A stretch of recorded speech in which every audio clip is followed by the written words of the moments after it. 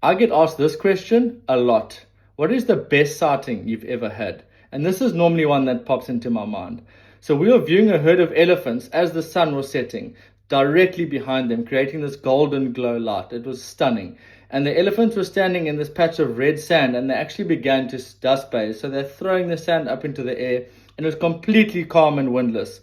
And it literally looked like gold dust surrounding them as it settled around them. No one said a word, no one asked any questions. We were all just in complete awe.